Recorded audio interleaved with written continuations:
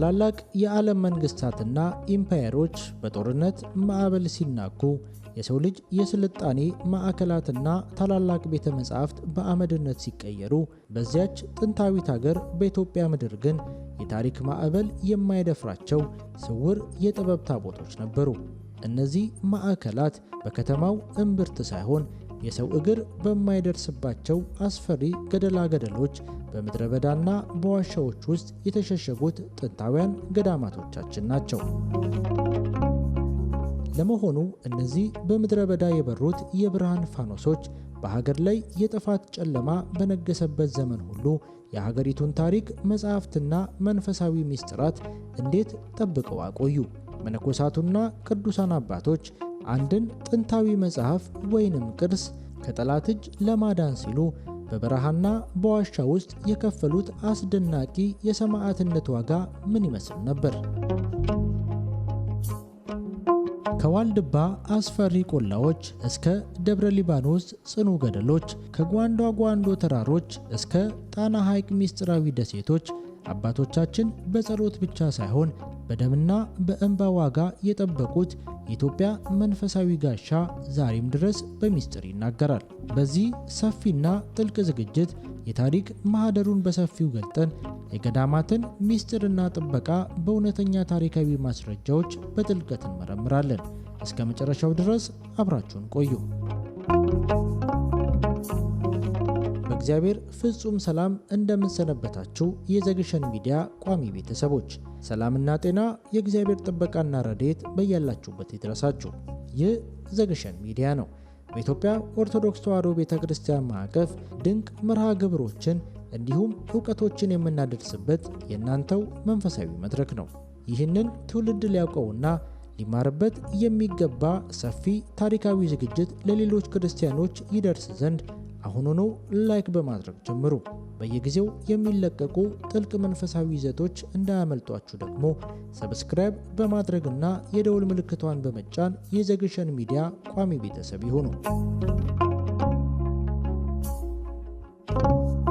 የዋልድባ ገዳም ሚስጥርና የአባቶች ተጋድሎ። ታሪካችንን የምንጀምረው የመላእክት ምድር እየተባለች ከምትጠራው ታላቋ የሰሜኑ ምድረ በዳ ከዋልድባ ገዳም ነው። ዋልድባ ተራ የነገረ መለኮት ማዕከል ብቻ አይደለም፣ የሀገሪቱ የጸሎትና የጽናት ምሰሶ እንጂ። የታሪክ መዛግብት እንደሚነግሩን በ10ኛው ክፍለ ዘመን ዮዲት ጉዲት አክሱምን ስታፈርስ ካህናቱና ቅዱሳን አባቶች ውድ የሆኑትን ንዋያተ ቅድሳትና መጻሕፍት ይዘው የሸሹት ወደዚያ አስፈሪ በረሃ ነበር።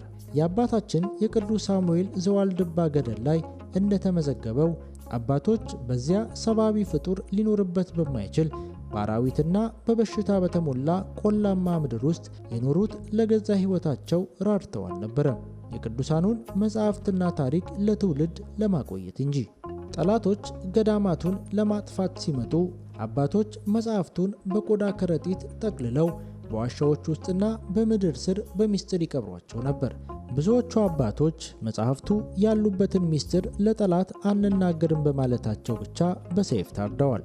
ነገር ግን ደማቸው በፈሰሰበት ምድር ላይ እነዚያ በጥንቃቄ የተቀበሩት መጻሕፍት ሳይበላሹና ሳይቀደዱ ለዘመናት ቆይተዋል። ዋልድባ ዛሬም ድረስ የኢትዮጵያ ተዋሕዶ የማይደፈርስ መንፈሳዊ ይዞታና የጥበብ ማህደር ሆና ለመኖሯ የመጀመሪያው ሕያው ምስክር ናት። የደብረ ሊባኖስ ጽናትና የታሪክ ማህደር ጥበቃ። አሁን ደግሞ ጉዟችንን ወደ መካከለኛው ሀገራችን ክፍል እናደርግ፣ ወደ የደብረ ሊባኖስ ገዳም። በአቡነ ተክለ ሃይማኖት የተመሰረተው ይህ ታላቅ ገዳም በኢትዮጵያ ታሪክ ውስጥ የእውቀት የፖለቲካና የመንፈሳዊነት ማዕከል ነበር። በዚህ ምክንያት በየዘመናቱ የተነሱ የሀገር ውስጥና የውጭ ጠላቶች ቀዳሚ ኢላማ ነበር። በ16ኛው መቶ ክፍለ ዘመን የግራኛ ሐመር ጦር መላዋን ሀገር ሲያናውጥ የደብረ ሊባኖስ ገዳም በእሳት እንዲጋይ ተደረገ። የወራሪው መሪ ጸሐፊ አረፋቂ በጻፈው ፋቱ አልሐበሻ መጽሐፍ ላይ የገዳሙን ታላቅነትና መነኮሳቱ ስለ እምነታቸው የነበራቸውን ፍጹም ጽናት በድንጋጤ ጭምር አስፍሮታል። ያኔ ገዳሙ ሲቃጠል መነኮሳቱ ሕይወታቸውን ለማዳን አልሮጡም ነበር። ይልቁንም እሳቱ ውስጥ እየገቡ ጥንታውያኑን የብራና መጻሕፍትና የወርቅ መስቀሎችን እያወጡ ወደ ሸዋ ገደላ ገደሎች ዋሻዎች ሸሹ።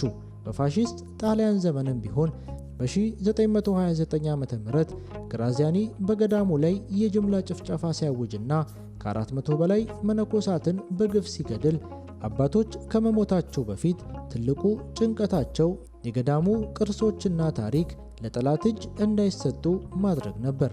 የደብረ ሊባኖስ አባቶች የከፈሉት ደም ዛሬ እኛ እጃችን ላይ ላለው የሃይማኖትና የታሪክ ቅርስ መሰረት ሆኗል።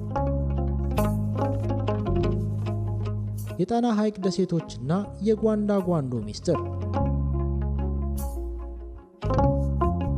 የገዳማቱ ሚስጥራዊ ጥበቃ የሚገርመው እዚህ ላይ ነው። በምድር ላይ ያሉት ገዳማት በጦርነት ማዕበል ሲናወጡ እግዚአብሔር በውሃ የተከበቡ አስተማማኝ መጠለያዎችን አዘጋጅቶ ነበር። የጣና ሐይቅ ደሴቶች እንደ ጣና ቂርቆስ፣ ዳጋ እስጢፋኖስ እና ኡራ ኪዳነ ምሕረት ያሉ ገዳማት የሀገሪቱ የባንክ መዝገቦች ነበሩ ማለት ይቻላል። የነገስታት ዘውዶች፣ የወርቅ ንዋያተ ቅድሳትና እጅግ ውድ የሆኑት የብራና መጻሕፍት ከየአቅጣጫው ተሰብስበው በታንኳ ተጭነው ወደዚህ ደሴቶች ይሻገሩ ነበር።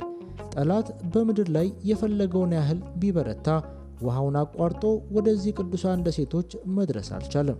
የታሪክ ማህደሩ እንደሚነግረን የቅድስት ጽዮን ታቦት እንኳን ሳይቀር በፈተና ዘመናት በእነዚህ ደሴቶች ውስጥ ለዘመናት በሚስጥር ተጠብቃ ቆይታለች። ወደ ትግራይ ምድር ስንሄድ ደግሞ ሌላ አስደናቂ ገዳም እናገኛለን። የጓንዳ ጓንዶ አቡነ መቃሪዎስ ገዳም። ይህ ገዳም የሚገኘው ሰማይ በነካ አስፈሪ ገደል ላይ ነው። በገመድ ተንጠላጥሎ ካልሆነ በስተቀር በምንም አይነት ሰብአዊ ኃይል መድረስ አይቻልም። ጠላቶች መጻሕፍቱን ሊዘርፉ ቢመጡም ወደ ገዳሙ መውጣት ባለመቻላቸው ተመልሰዋል። በእነዚህ ገዳማት ውስጥ የሚገኙት መጻሕፍት ተራ ወረቀቶች አይደሉም።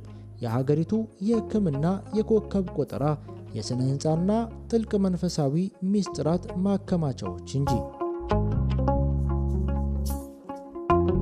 የሰማዕትነት ዋጋና የጥበብ ቅብብሎሽ።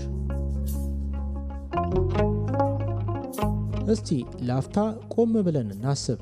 አንድ መነኩሴ በብርድና በረሃብ በአንበሳና በነብር መካከል በበረሃ ውስጥ ሲኖር ሌት ተቀን የሚሰራው ሥራ ምን እንደነበር ያውቃሉ? መጽሐፍትን መጻፍና መገልበጥ። የብራና መጽሐፍ ለማዘጋጀት የፍየል ወይም የበግ ቆዳ ተለፍቶ ከእጽዋት በተቀመመ ቀለም ተዘጋጅቶ በአንድ መጽሐፍ ላይ ብቻ ለዓመታት ትኩረት ተሰጥቶ ይጻፋል። ጠላት መጥቶ ይህንን መጽሐፍ ስጠን ሲለው መነኩሴው መጽሐፉን አይሰጥም። ምክንያቱም ያ መጽሐፍ የአንድ ትውልድ ዕውቀትና እምነት መሆኑን ያውቃል። መነኩሴው አንገቱን ለካራ ይሰጣል። መጽሐፉ ግን በዋሻው ውስጥ ተደብቆ ይተርፋል። ዛሬ እኛ በቤተ ክርስቲያን የምንጠቀምባቸው ድርሳናት፣ ስንክሳራትና የቅዱሳን ገድላት ዝም ብለው የመጡ አይደሉም። በየበረሃው በወደቁ፣ በየዋሻው በተራቡና ደማቸውን ባፈሰሱ ቅዱሳን አባቶች ትከሻ ላይ አልፈው እኛ እጅ የገቡ የታሪክ ማህደሮች ናቸው። ገዳማቱ የሀገሪቱ የጥበብና የእምነት ፋኖሶች የሆኑት በእነዚህ እውነተኛ ሰማዕታት ፍጹም ተጋድሎ ነው። የተወደዳችሁ የዘግሸን ሚዲያ ተመልካቾች፣ የታሪክ ማህደሩን ዘግተን ወደ ዛሬው እውነታ ስንመጣ ግን የምናየው ነገር ልብ ይሰብራል። የቀደሙት ጠላቶች ገዳማቱን በግልጽ በጦርነትና በእሳት ይመቱ ነበር። የዛሬዎቹ ግን ስልታቸውን ቀይረው ረቂቅና ስልታዊ በሆነ መንገድ ገዳማቶቻችንን ለመውረር እየሞከሩ ይገኛሉ። ዛሬ ላይ በየገዳማቱ ዙሪያ የሚነሱ የይዞታ መነጠቅ ውዝግቦች፣ በአገልጋዮችና በመነኮሳት ላይ የሚፈጸሙ አካላዊ ጥቃቶችና እገታዎች እንዲሁም ጥንታውያን ቅርሶቻችንን በስውር የመስረቅ ወደ ውጭ ሀገር የማውጣት ዓለም አቀፋዊ ሴራዎች እጅግ አሳሳቢ ደረጃ ላይ ደርሰዋል። የገዳማቱ መዳከም የኦርቶዶክስ ተዋሕዶ ብቻ ሳይሆን የሀገሪቱ የታሪክና የማንነት መሰረት መናጋት ነው። ነገር ግን ታሪክ ያስተማረን አንድ ትልቅ እውነት አለ። ገዳማቱ በሰዎች ኃይል ብቻ የተጠበቁ አይደሉም፣ በእግዚአብሔር ስውር ጥበቃና ረድኤት እንጂ።